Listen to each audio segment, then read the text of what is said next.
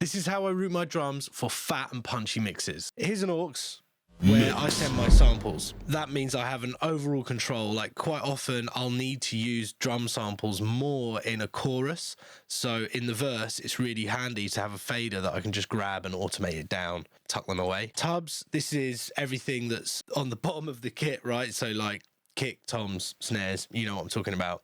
And I've just got loads of different options here. I don't always use all of these plugins, but I guess we could go through them. 1176 always ends up in like parallel. Sometimes it's on the LA3A mode. These all have different attack and release settings and different, you can set the harmonics, sidechain, high pass filter, you get a bit of EQ, pre and post.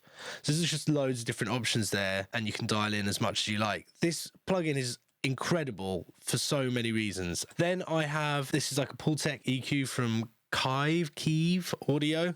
It's free. It's so good. It's got oversampling if you're into that kind of thing. You can choose how much tube saturation it gives you.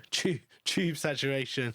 And this is just a really cool setting for me, like usually 30 or 60 hertz, adding a little bit of low end and then scooping out again, the old Pultec mixing trick. And then I like to be able to focus the tubs around that like 3 to 5 8K area and then tame the super highs up at like 20 and 10. It's all very broad on this EQ, but that allows me to shape the overall drum tone of like the close mics in a really cool way. Then you can see here, like on the top side of it, I have another one so I can focus it around 10K and I can attenuate more lows and stuff.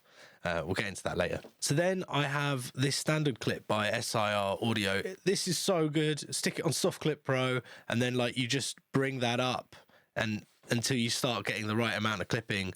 Some tunes I've done, it's been like absolutely smashing the whole drum sound, so it sounds super distorted, and then I've used a little bit of bus compression to add some transients back in afterwards, but more often than not I'm knocking off like a quarter of a dB or so off a snare. And then this plugin, which is just super powerful. I haven't found use for most parts of it yet. I never use the gate. I always use this low frequency enhancer. It just does something that makes my lows feel good. And the highs I use sometimes as well. You can see it's set on like 5.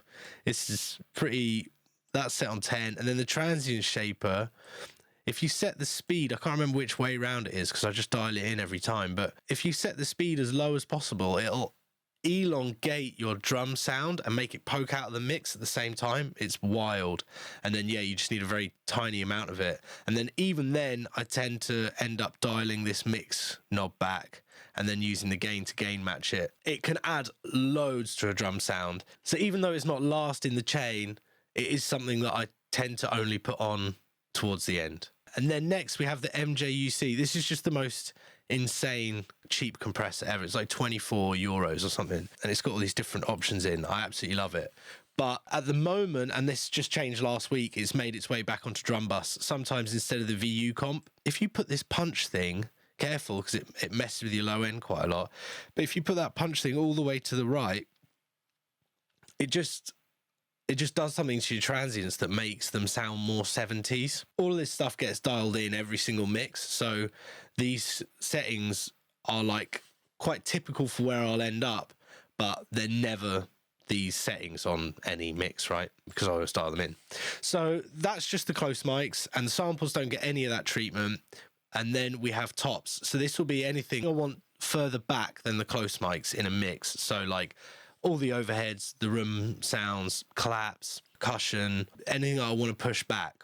Now, the reason why I separate them is so I can do a different type of parallel compression on them. And on this one, I'll tend to use something with a faster attack and faster release, and I'll tend to use less parallel compression. So it's a little bit less bombastic, so you don't get the cymbals pumping as much, but you do get to add that control and that energy. And also like having less saturation on things like that can really help. This is just when I've probably got like an SSL channel strip plugin on every single drum channel, and I've done a bit of rough mixing, and then they go into here, and then these 3 get summed into the drum bus.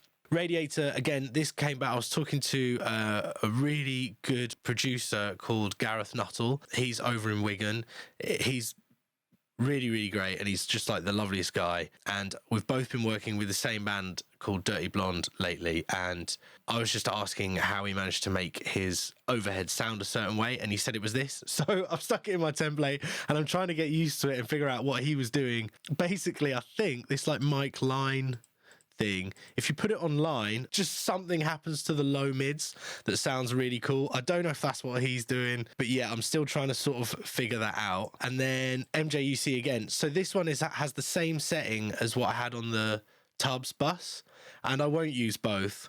It depends. If I put this on here and it sounds good on the cymbals as well, then I'll leave it there. But if it does weird stuff to the cymbals, but I like it on the close mics, then I've got it here already, right? Like my template loads up and like these are off by default. Another standard clip. So this is if I want to do just like a tiny little bit more clipping, a little bit more control, or if I want to clip here instead.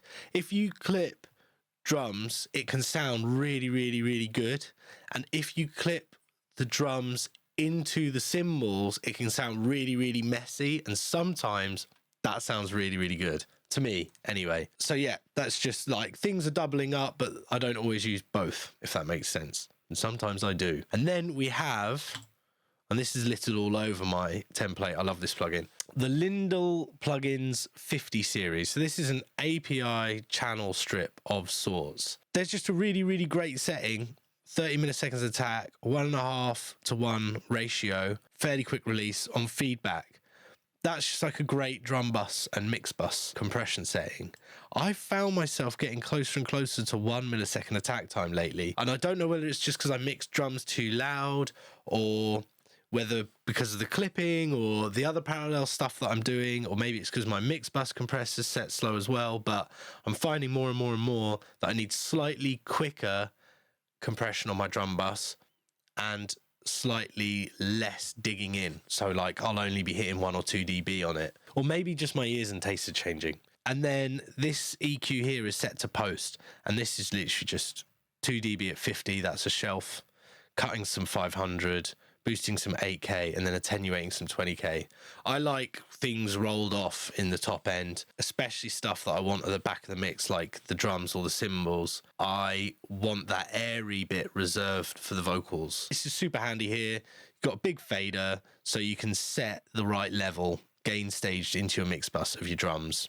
And then, and I know this is a bit weird, but in Logic, if you change your fader level, you can't undo it. In Pro Tools, you can Command Z and your fader will go back to wherever it was.